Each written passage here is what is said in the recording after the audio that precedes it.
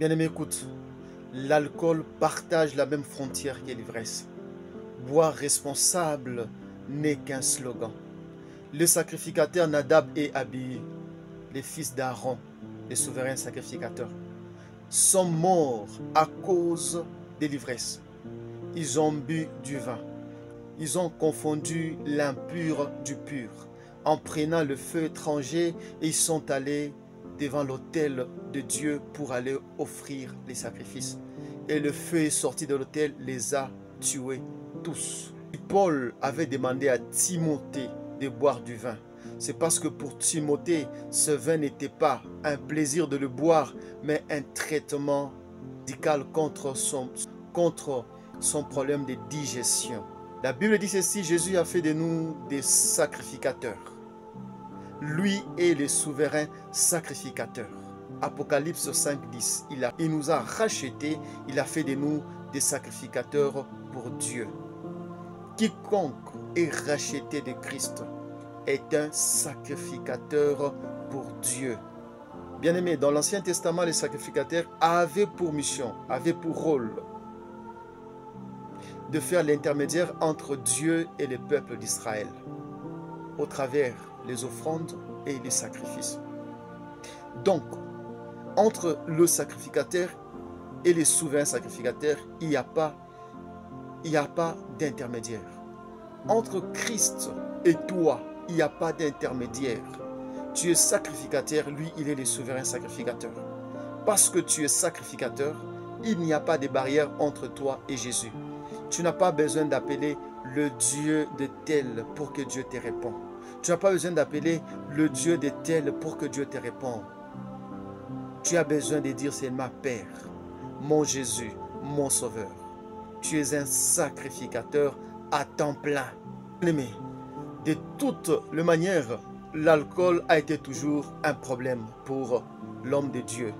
Lorsque Noé a bu de l'alcool, il s'est enivré. Et il s'est déshabillé au milieu de sa tente. En se déshabillant, il a maudit Canaan.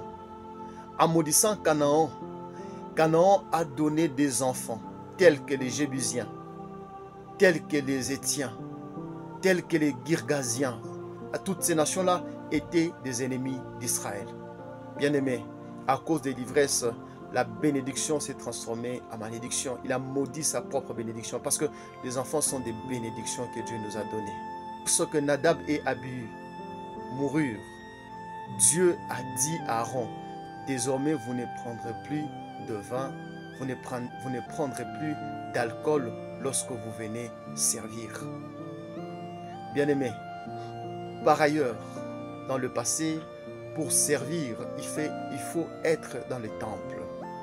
Pour adorer, il faut aller à Jérusalem. Mais lorsque Christ est venu, il a fait de nous des sacrificateurs. Un sacrificateur est en train de travailler à tout moment, à temps plein. Donc il n'a pas besoin, même une seule fois, de prendre du vin. Parce que tu travailles même quand tu es assise ou tu es assis là-bas. Quand tu penses à quelque chose, il y a une requête qui remonte en toi. Tu pries pour quelqu'un, tu pries pour toi. Tu pries pour une chose ou un objectif à atteindre. Tu es un sacrificateur en train de travailler à temps plein. Et si tu es ivre, tu ne peux pas faire tout ça. Si tu es ivre, tu vas tomber dans ce que les Nadab et Abihu sont tombés. Il n'est pas bon qu'un sacrificateur comme toi puisse prendre de l'alcool. Même quand il dit que c'est modéré, même quand il dit que c'est boire responsable. Je crois, avant même que Nadab et Abihu, les sacrificateurs, puissent tomber dans l'ivresse, ils ont commencé par boire responsable. Et un jour, le corps, avec la même quantité, le corps n'a pas supporté la petite quantité de chaque jour et est tombé dans l'ivresse. Boire de l'alcool est la même frontière que l'ivresse. Que Dieu vous bénisse. Amen.